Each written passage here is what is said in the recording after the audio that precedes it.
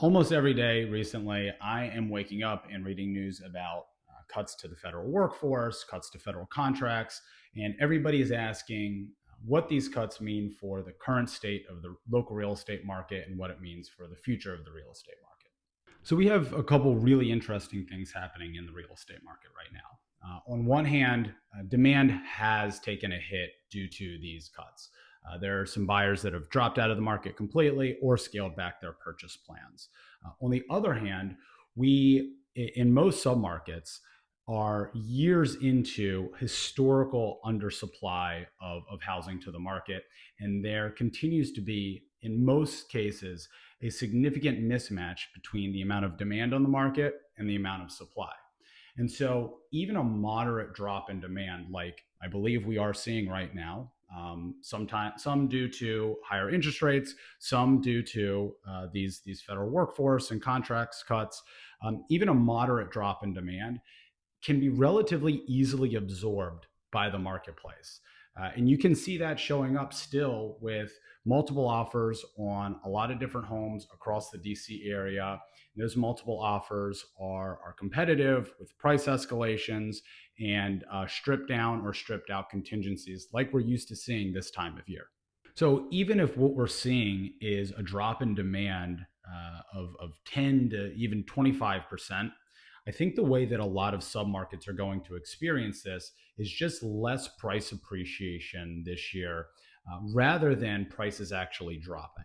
So, to give you an example of this, I like to look at months of supply. Months of supply measures the pace of demand against current supply, where lower months of supply is more favorable for sellers and puts upward pressure on pricing. Months of supply in the fourth quarter of 2015 in Northern Virginia was 2.32 months. Fast forward to the fourth quarter of 2024, last year, and months of supply was down to 0.78. That is a 66% drop in months of supply over the past 10 years. Now, if you're a buyer or seller in the market right now or planning to be in 2025, it's going to be really important to monitor the data on the specific submarket that you are buying or selling into. Not every submarket is going to be able to absorb a drop in demand and still be able to produce strong results. So, for example, the DC condo market has been suffering for the last few years, and the supply is actually significantly higher right now than it has been over the last 10 years.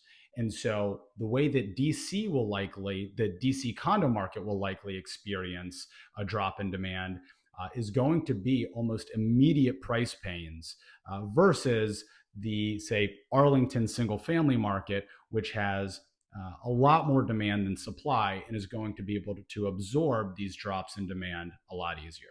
But what about things like return to office? Isn't that going to create upward pressure on demand and prices locally?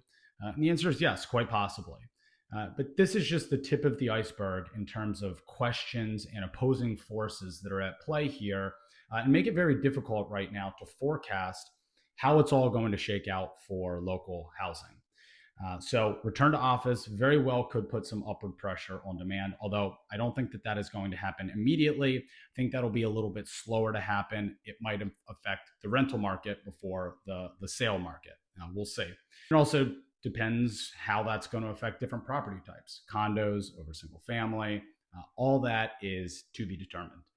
But we also have outstanding questions like, will some of these cuts hold up in courts? Will the Trump administration enact favorable housing policy, and will that be a boost to demand or supply? We also know that the Treasury Secretary, Scott Bessent, is going to try to bring the 10-year Treasury rate down, which would have a direct effect on mortgage rates.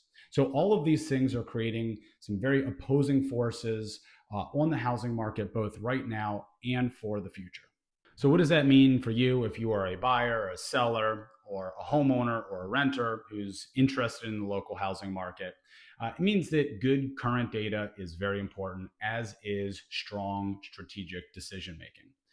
If you'd like to read more of my analysis on everything happening right now and see some additional charts on what's happening in the local market and submarkets, just check out this week's Ask Eli column. Thank you for watching.